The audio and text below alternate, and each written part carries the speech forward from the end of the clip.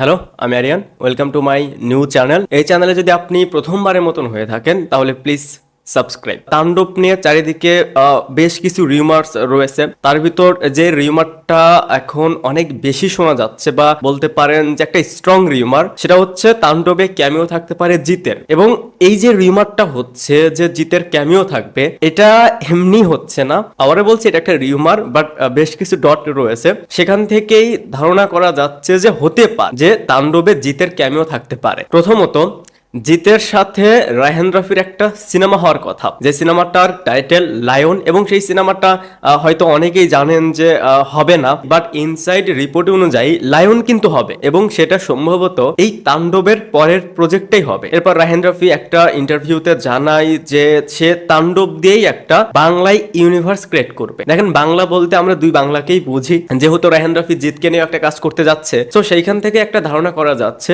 তাণ্ডবের সাথে লায়নের একটা কানেকশন থাকতে পারে। তাণ্ডবের শুটিং এখন হচ্ছে বাংলাদেশে প্রায় 70% শুটিং ডান। সো বাকি অংশের যে শুটটা হবে সেটা মে মাসের 9 তারিখ থেকে মুম্বাইতে হবে। সো সেখানেই হয়তোবা জিৎ শুটিং এ অংশ নিতে পারে, আই মিন তার ক্যামিও পার্টে। দেখেন, এটা প্রথমত একটা রিউমার, এটার কোনো সত্যতা নেই, জাস্ট কিছু ডট মিলিয়ে এই কথাগুলো বলা হচ্ছে। একটা বিষয় খেয়াল করে দেখবেন যে যারা আমাদের ভিডিও রেগুলার দেখেন, আমরা অলওয়েজ এটাকে সাপোর্ট করি যে দুই বাংলা একসাথে হয়ে কাজ করুক।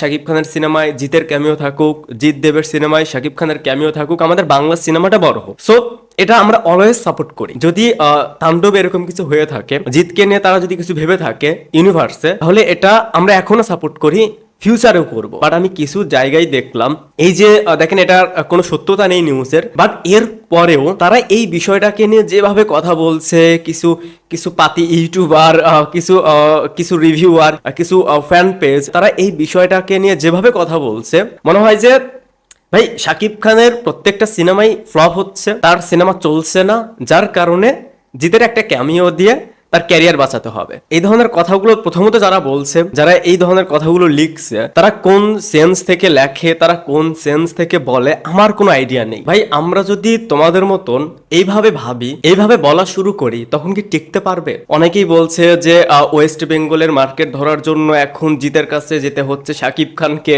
আদৌ কি ওয়েস্ট বেঙ্গলের মার্কেট আমাদের দরকার রয়েছে?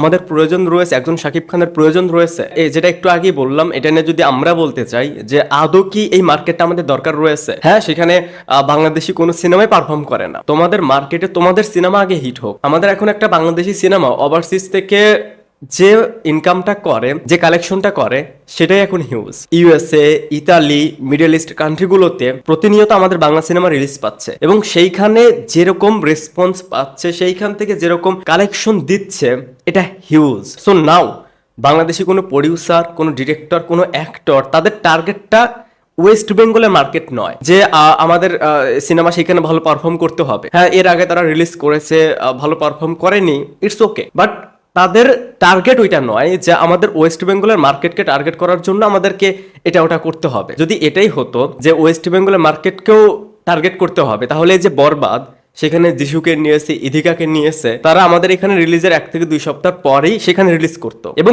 তাদেরকে দিয়ে ভালোভাবে প্রমোশনটা করাতো। যেহেতু যিশু রয়েছে, ইধিকা রয়েছে, কলকাতা থেকে অনেক কাস্টিং রয়েছে, সো তারা কিন্তু সেটা করতো, তারা কিন্তু সেটা করেনি। বাট বরবাদ কিন্তু এখনো ওভারসিজ মার্কেটগুলো থেকে ভালো কালেকশন দিচ্ছে, সেখানেও হাউসফুল যাচ্ছে। তো আমাদের একটা বাংলাদেশি ফিল্মের ক্ষেত্রে এখন এটার কোনো দরকারই নেই। Borbaad already industry hit. So Shakib খানের তাণ্ডব, সেখানে কারো ক্যামিও দরকার নেই, কারো কোনো কিছু দরকার নেই, সেটাও ভালো পারফর্ম করবে, ব্লকবাস্টার হবে। এরপরেও আমরা অলওয়েজ চাই যে দুই বাংলা মিলে কাজ করুক, একসাথে কাজ করুক, দেব, জিৎ, শাকিব খান, তাদেরকে একটা ফ্রেমে দেখতে কত ভালো লাগে। আমরা এটাকে এইভাবে ভাবি, আমরা এটাকে এভাবে ভাবি না যে অমুক মার্কেট টার্গেট করার জন্য অমুককে নিতে হচ্ছে, বা কারো ক্যারিয়ার বাঁচাতে অমুককে নিতে হচ্ছে, এরকম চিন্তা আমাদের মাথায় আসে। বাট এই সিম্পল বিষয়গুলোকে কঠিন ভাবে দেখো তোমরা। একটা যদি ইউনিভার্স ক্রিয়েট হয়, সেখানে যদি আমরা শাকিব খান, জিৎ বা বাংলাদেশ থেকে আরো কাউকে দেখতে পাই, সেটা তো ভালো। এর মানে এই না যে কারো কোনো মার্কেটকে টার্গেট করার জন্য অমুককে নিতে হচ্ছে, কারো ক্যারিয়ার বাঁচানোর জন্য অমুককে সিনেমায় রাখতে হচ্ছে।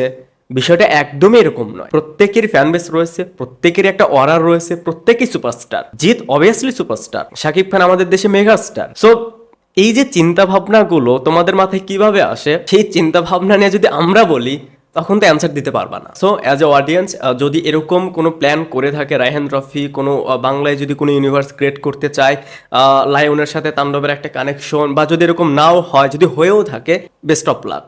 তো আপনাদের কাছে কি মনে হয়, তাণ্ডবের সাথে কি লায়নের কোনো কানেকশন থাকতে পারে, বা জিতের কি কোনো ক্যামিও থাকতে পারে? এই বিষয়ে আপনাদের কি ওপিনিয়ন সেটা অবশ্যই কমেন্টসে জানাবে। ভিডিওটা দেখার জন্য অসংখ্য ধন্যবাদ। এই চ্যানেল যদি আপনি প্রথমবারের মতন হয়ে থাকেন তাহলে প্লিজ সাবস্ক্রাইব।